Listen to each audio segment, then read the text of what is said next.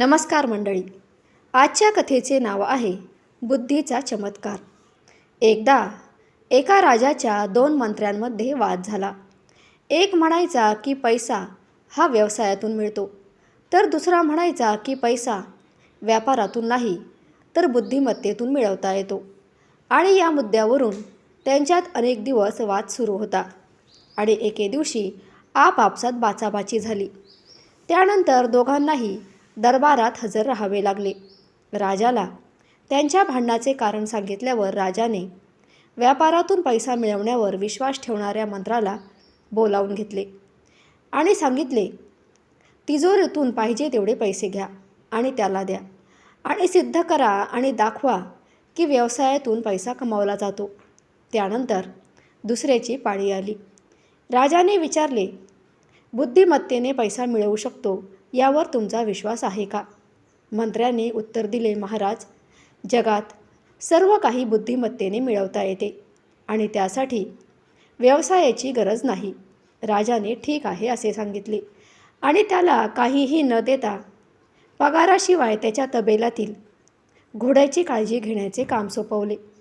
दोन्ही मंत्र्यांना 6 महिन्यात स्पष्टपणे आपले म्हणणे मांडण्याचे आदेश दिले, अन्यथा दोघांनाही कठोर शिक्षा केली जाईल.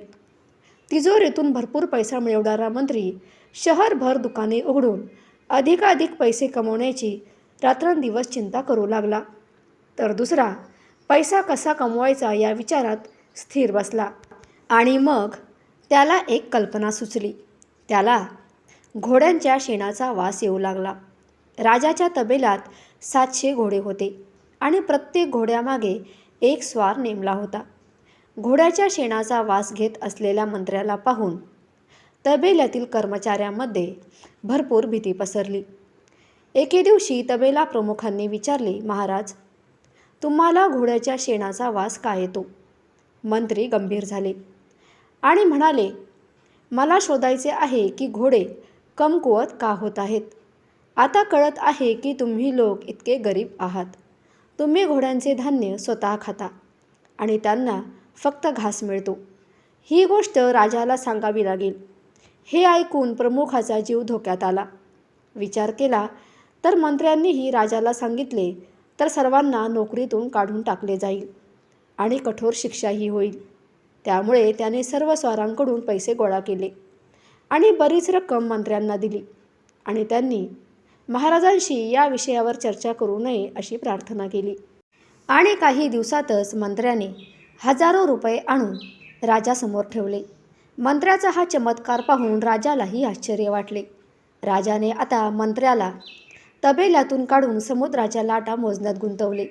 आता मात्र मंत्री सकाळपासून संध्याकाळपर्यंत समुद्रकिनारी बसू लागले, जणू ते खरोखरच लाटा मोजत आहेत.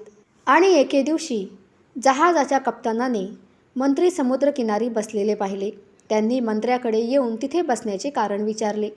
मंत्री म्हणाले, अशा अनेक गोष्टी आहेत ज्या सर्वांना सांगितल्या जात नाहीत. हे समजून घ्या की महाराजांनी लाटा मोजण्याचे काम माझ्यावर सोपवले आहे, परंतु तुमच्या जहाजाच्या येण्या जाण्याने लाटा तुटतात आणि राजाची आज्ञा पाळली जात नाही. हे ऐकून कॅप्टन घाबरला.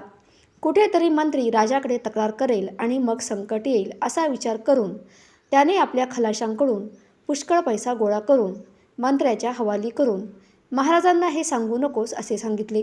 मंत्री खूप खुश झाला.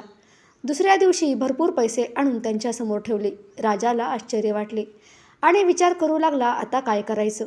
ज्या ठिकाणी थोडंही उत्पन्न नाही अशा ठिकाणी मंत्र्याला पाठवावं. राजाला समुद्रकिनाऱ्यावरून काढून रात्री तारे मोजण्याचे काम दिले. आता मंत्री रोज संध्याकाळी घरातून निघायचा आणि रात्रभर आकाशाकडे डोळे लावून गावभर फिरू लागला. अचानक एका रात्री मंत्री त्या गावी पोहोचला जिथे शहरातील श्रीमंत लोकच वाड्यामध्ये राहत असत. लोकांनी पाहिलं, आकाशात डोळे मिटवून मंत्री रस्त्यावर फिरत आहे. लोकांनी विचारले, महाराज, तुम्ही या मध्यरात्री आकाशाकडे का पाहत आहात? मंत्र्याच्या डोळ्यात अश्रू तरळले. तो म्हणाला, मी आकाशात उंचावलेल्या या हवेला पाहतोय. असे म्हणत तो ढसाढसा रडू लागला. लोक म्हणाले, यात रडण्यासारखं काय आहे? मंत्र्याने उत्तर दिले, रडत आहे कारण इतके सुंदर वाडे लवकरच पाडले जातील.